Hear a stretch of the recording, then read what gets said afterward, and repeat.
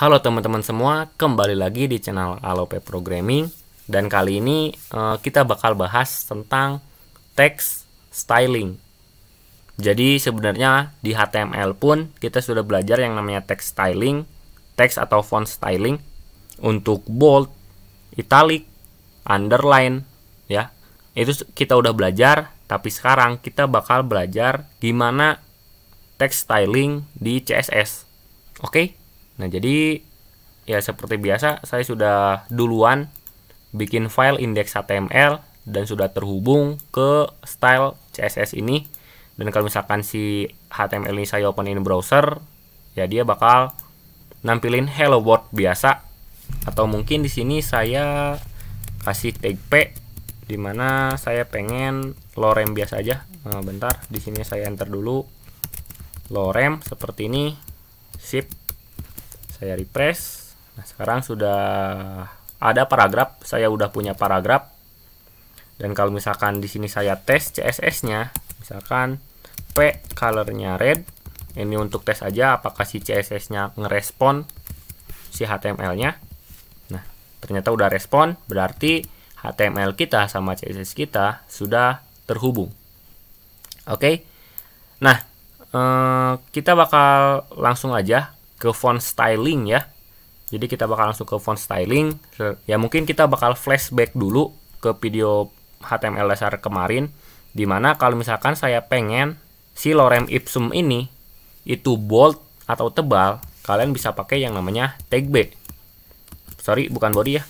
Tag B seperti ini. Ketika saya save, refresh, nah dia bakal tebal seperti ini. Oke. Nah, tapi sebenarnya kalau misalkan pakai CSS itu juga bisa. Ini tag B-nya saya hapus. Lihat dulu, sekarang sudah seperti biasa. Dan kalau misalkan di CSS, ya kalian tinggal pilih selektornya. Selektor P, terus font weight-nya kasih bold. Oke. Font weight bold. Refresh. Sekarang dia si paragrafnya fontnya itu bold semua, yaitu tebal ya, tebal semua.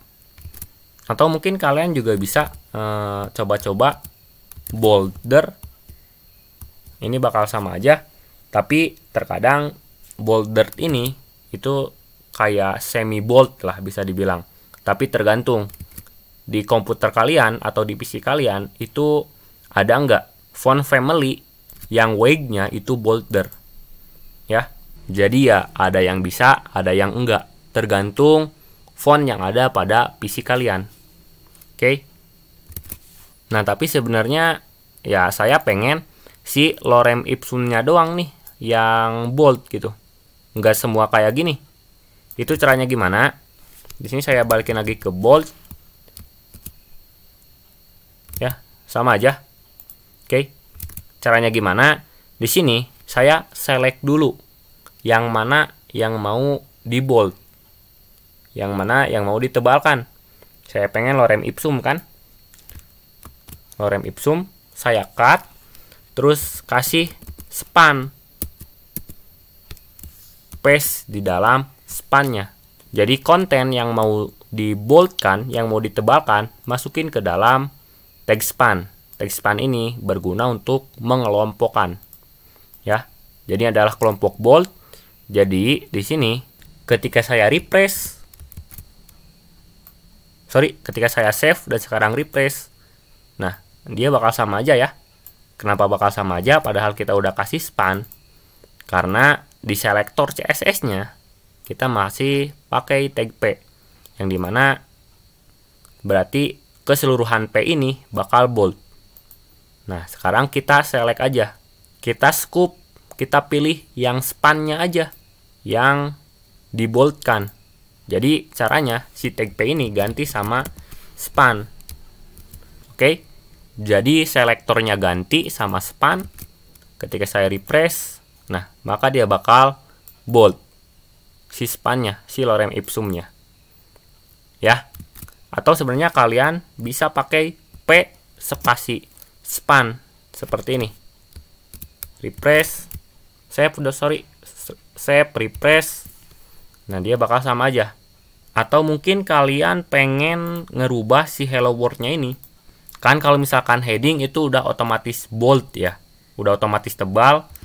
Jadi kalian pengen si headingnya itu nggak tebal, kita tinggal pilih aja selektornya H1, terus font weight-nya itu lighter ya, lighter. Jadi ketika saya refresh, nah dia sudah nggak tebal, udah biasa aja lah ya, dia udah nggak kayak heading seperti biasanya.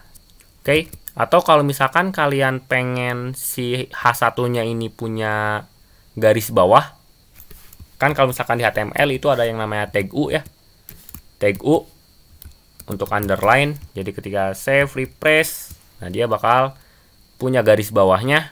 Tapi kalau misalkan pakai CSS, itu kalian bisa kasih yang namanya text decoration terus underline, underline, text decoration underline, terus ininya juga jangan lupa save.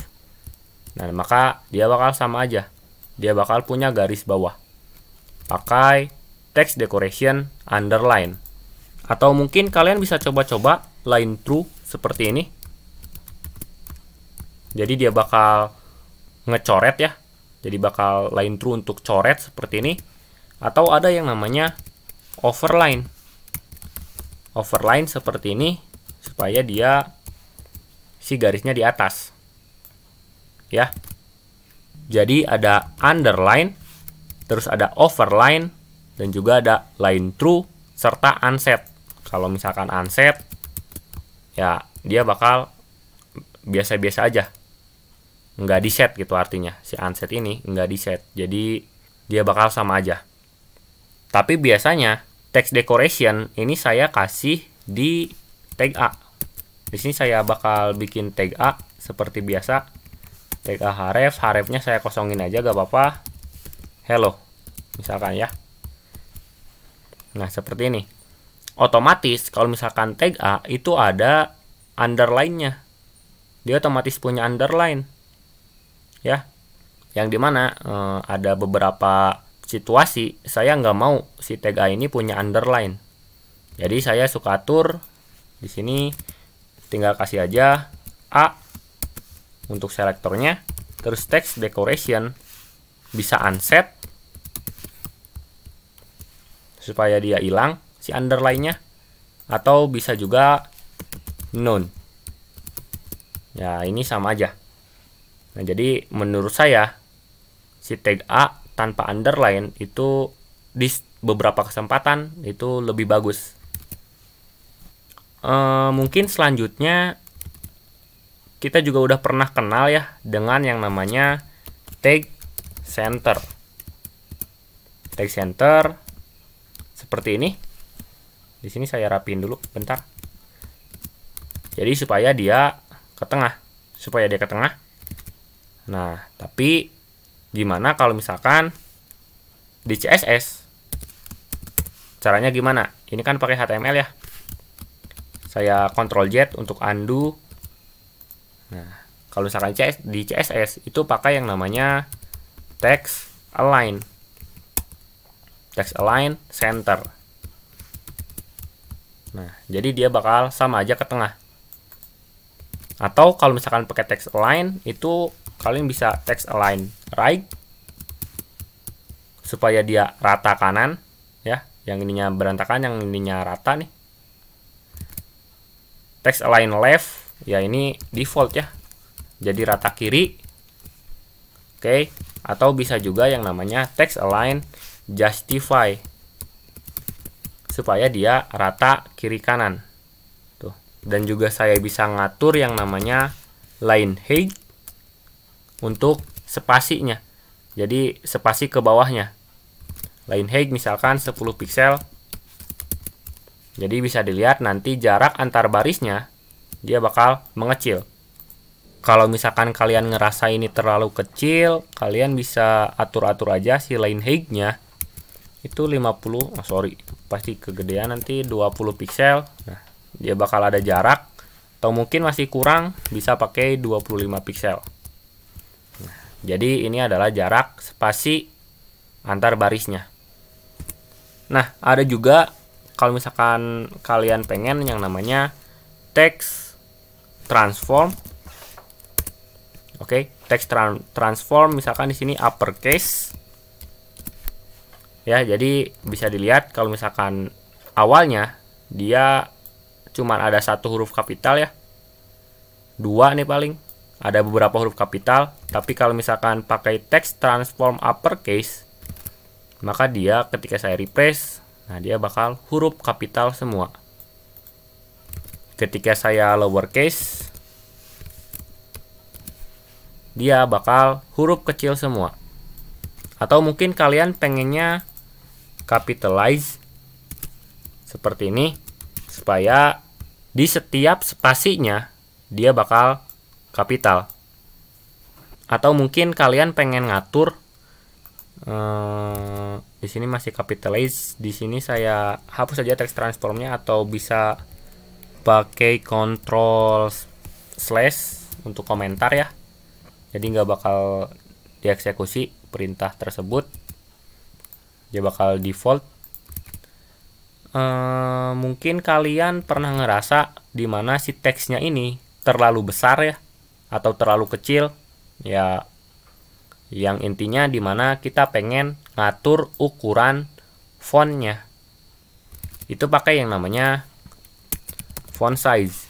Pakai font size, misalkan saya pengen 10 pixel karena saya ngerasa si fontnya ini terlalu besar.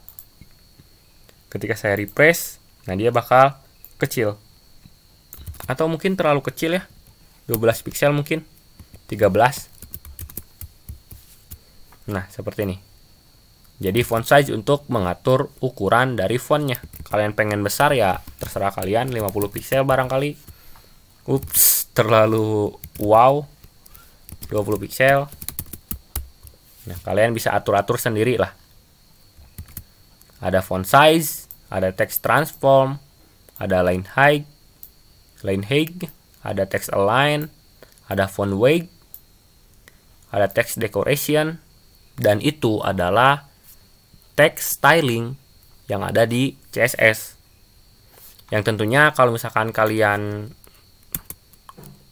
tinggal tulis teks aja, dia bakal banyak, ada text indent, text anchor, orientation, text overflow. Ini sebenarnya banyak propertinya. Kalian bisa coba-coba aja sendiri, karena nggak semua properti ini itu dipakai. Saya mengajarkan atau mengenalkan ke kalian properti text dan font styling yang sering dipakai sama saya. Oke. Dan mungkin untuk pembelajaran kali ini cukup sekian. Semoga bermanfaat ilmunya buat kalian. Terima kasih.